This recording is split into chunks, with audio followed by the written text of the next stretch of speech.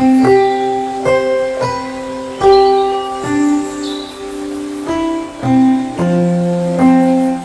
व लिवर रोग विशेषज्ञ हूँ।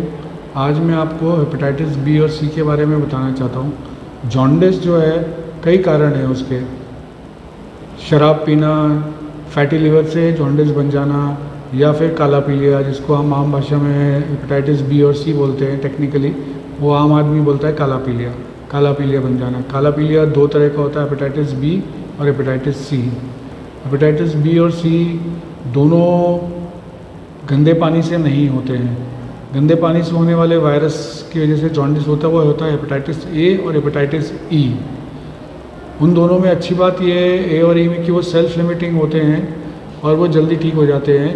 लेकिन उसमें कभी कभी अगर बॉडी की रेजिस्टेंस कम हो और वायरस की जो विरुलेंस है बहुत ज़्यादा हो तो कभी कभी पेशेंट गफलत में चला जाता है, बेहोशी में चला जाता है। अगर ऐसा हो जाए तो जान बचने का चांसेस सिर्फ 10 से 30% रह जाते हैं। कॉमन जो लंबी बीमारी है वो है हेपेटाइटिस बी और सी। हेपेटाइटिस बी और सी बिना दवाई के ठीक नहीं हो सकते।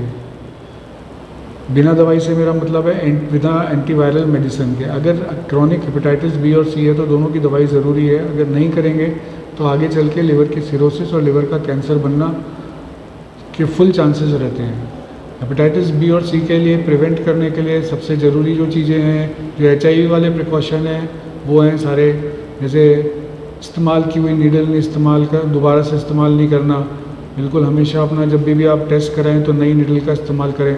इसी प्रकार एक कॉमन चीज़ होती है जो हम लोग नज़रअंदाज करते हैं, नाई के पास जाएं तो अपना शेविंग का सामान या बाल काटने का कैंची या उस तरह खुद अपने आप लेके जाएं। वरना क्या होता है, मान लीजिए कि आपसे पहले वाला हेपेटाइटिस बी या सी पॉजिटिव था, उस तरह से या कैंची से उसने आपके कर दिए और खुदा ना करे अगर कोई जख्म लग गया तो ब्लड उससे निकल के आपके ब्लड में मिक्स हो गया और वो हेपेटाइटिस बी और सी आपको हो सकता है, जिसमें आपकी कोई भी गलती नहीं है। परिवार में अगर किसी को भी हो जाए तो सारे परिवार का हेपेटाइटिस बी और सी चेक कराना चाहिए। सी का अनफॉर्चुनेटली कोई टीका नहीं है, लेकिन बी का टीका है तो बी का टीका ज़रूर लगवा लेना चाहिए। आजकल तो यूनिवर्सल इम्यूनाइजेशन प्रोग्राम में गवर्नमेंट ने हेपेटाइटिस बी के वैक्सीनेशन को इंक्लूड कर लिया है, तो सभी बच्चे से लेकर बूढ़े तक सबको हेपेटाइटिस बी का वैक्सीन लगवा लेना चाहिए। हेपेटाइटिस सी का अनफॉर्चुनेटली कोई वैक्सीन नहीं है, लेकिन इसका 3 महीने का इलाज है जिससे वायरस 90 से 95% चांसेस होते हैं कि वायरस एंटीवायरल से ख़त्म हो जाता है। पहले आज से 6-7 साल पहले हेपेटाइटिस सी का ट्रीटमेंट की कॉस्ट थी 2.5 से 3 लाख, लेकिन अब बहुत कम हो गई है। 10 से 15 हज़ार में पूरा इलाज 3 महीने का हो जाता है।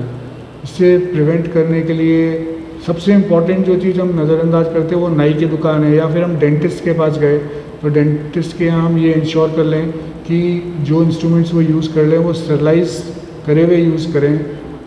जिस चीज़ को ज़रूर इंश्योर कर लें, वरना अगर किसी और के में उन्होंने सादा पानी से धो के अगर इस्तेमाल किया तो वो डिज़ीज़ आपको भी दे सकते हैं अगर आपसे पहले वाला अनफॉर्चुनेटली पॉजिटिव था तो।